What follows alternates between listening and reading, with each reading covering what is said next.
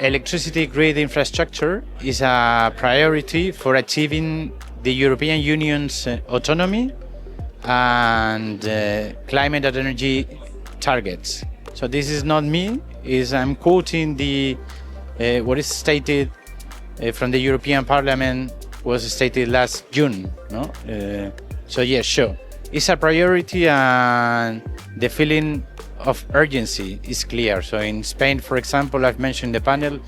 So 3 weeks ago, we published the first ever capacity maps, and the outcome was really, we made visible what we were warning, which is that the capacity is exhausted in the network. This is why we do think that we need to take action very quick, urgently. We need to double investment, and we've seen some positive evolutions from the ministry in Spain, but there's a lot to be done to catch up with the customers who are knocking our door asking for electricity connections.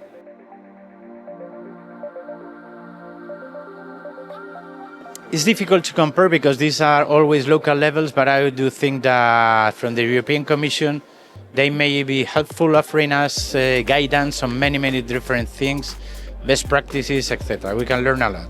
In the Spanish case, there are, the background first, the network is exhausted. So we've developed, we have connection requests 2 or 3 times more than the previous year now.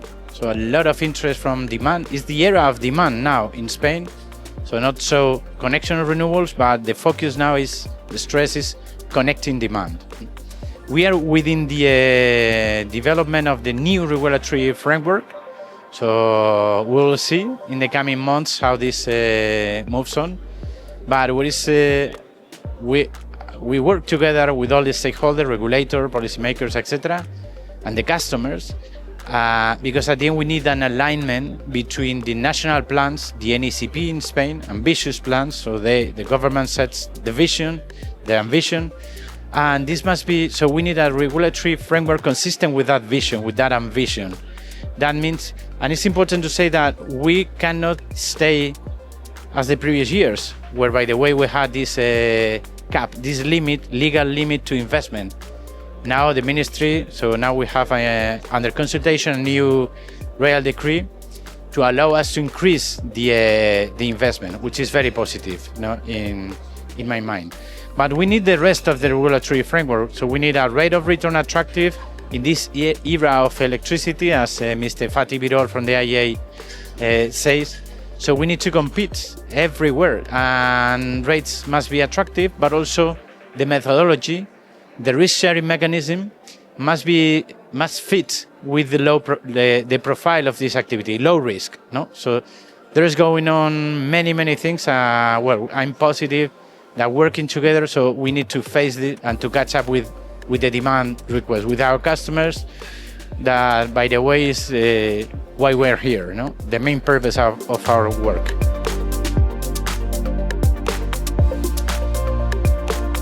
I think it's very important to hold these kind of events because it's a very good way to exchange views about shared problems.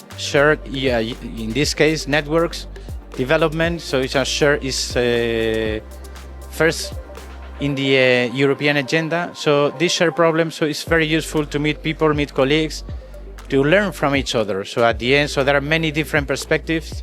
I think now there is need for action, but coordinated action.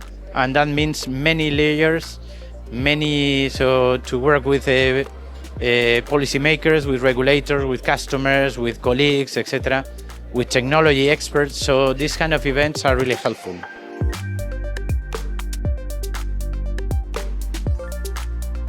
Okay, affordability is key, and therefore we need to stretch every euro and to extract all the value out of our existing assets. So this is clear. But we in Iberdrola will also have the experience in the UK. So flexibility, it's been a very useful tool to speed up the connection of some customers. In the UK was renewable generation. So more than 6 gigawatts of renewable generation have benefited from earlier connections, as an interim solution until the permanent solution, the investment in grids, comes. So this is one side. The other side is flexible, so very positive. We need to push ahead with the plan of developing flexibility. But the also another interesting thing is whether or not this is an alternative to investment. And my answer is absolutely not.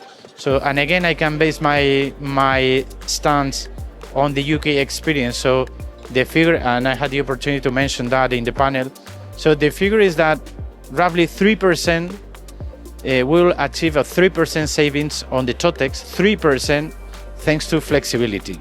So if you compare this 3% with an required increase in investment of 100 to 100%, so you may see the different orders of magnitude. So we need to follow developing faster flexibility for sure, but in a parallel, in a as a complement of increasing significantly the investments.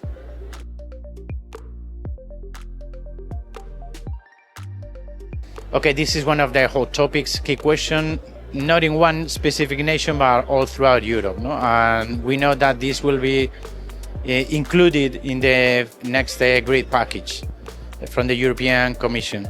So, but it's clear. So we need to act quickly, and that means to foster innovation, foster investment, but also the execution. The execution sometimes has to do with permitting. So many different authorities, many different administrative bodies involved, many different stakeholders, complex processes. So we need to have a kind of fast tracks. We need to, for example, to widen the overriding public interest. So this is a figure very useful. So has proved to be very useful for renewables and the grid related to the connection of renewables. So probably one key point would be to widen the scope of this overriding public interest as a first step. Second, there are many things, no, and we're testing with the regional authorities and national administration in Spain different to the fine-tuning of the processes. For example, not in all cases we need an environmental impact assessment. No, if we are, for example, compacting one substation, so not beyond the premises, so there might be a quicker or more straightforward processes, things like that. So there are many ideas with through EDSO. We've participated as Iberdrola in the consultation from European Commission, sharing all the things we're trying to do in Spain to improve this. That is always a bottleneck. So very important to fix this issue. That's great.